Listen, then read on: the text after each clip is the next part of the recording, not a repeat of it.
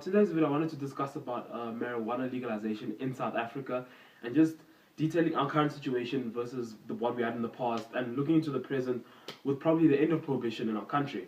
So what really sparked my interest in the whole marijuana debate is a documentary that I watched about marijuana legalization in the states in the United States that have legalized recreation and medical use of marijuana. Um, there's a documentary called High Profits on CNN.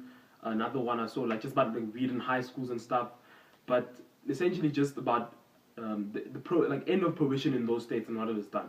The real reason I'm really interested in it in South Africa specifically is that it was a drug that was never had any laws regarding it. It was not banned or anything because it was used by the inhabitants in the countries in the coast, just where your settlers came in as well. That it was never like an illegal substance to ever use in our country.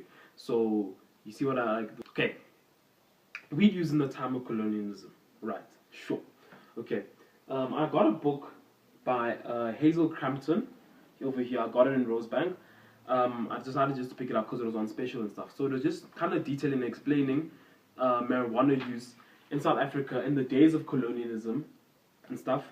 So it was really interesting to understand that there were no laws before until your settlers came through and was like, no, this thing is habit forming. This thing can mess you up. Of course, that's what marijuana does to you if you smoke it. Of course, well, there was no regard for any research, of course, into what THC is and what now we know is THC and CBD and all that kind of stuff that we know now.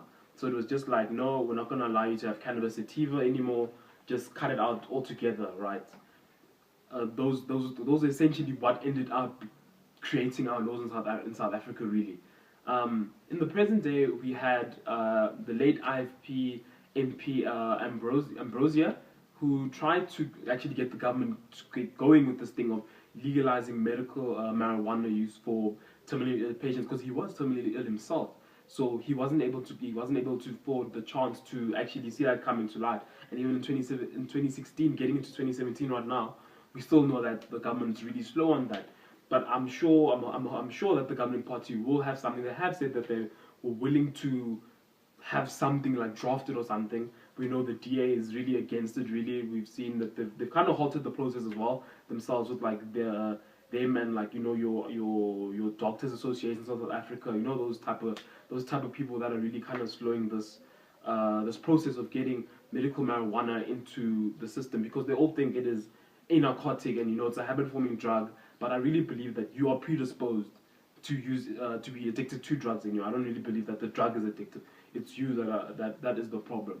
And another big issue I want to talk about is poverty. Poverty in our country is rife. It is fucking nasty, like what's going on in our country. And we all know that we have an unemployment rate of over 27% at present.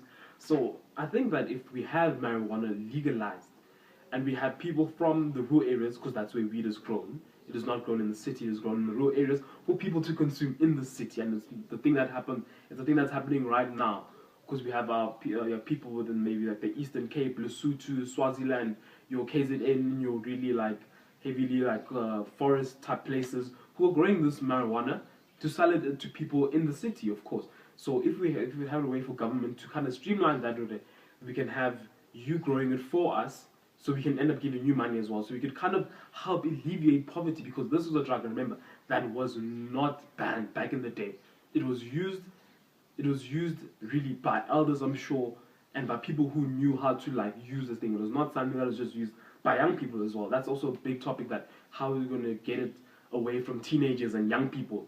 That is, of course, if we legalize, you have certain laws clamping down on underage people getting access to this drug. Definitely will get it working and stuff. We're also cutting around drug dealers and stuff, and people who benefit from selling illegal weed right now in our country. That we know that the weed is essentially one of their major products into them getting their guns, getting their resources to continue to do the nefarious crimes and stuff. And also human trafficking as well. It's also a big thing. Weed is literally one of the major things that you use to get money to do all those kinds of stuff. So I really believe that the government can really speed up the process. I believe probably only see this come to pass in the next 10 years, that we can see marijuana legalization being an actual thing in our country. I really hope you guys enjoyed this video, found it a bit informative and whatnot. We'll see you in the next one. Sure.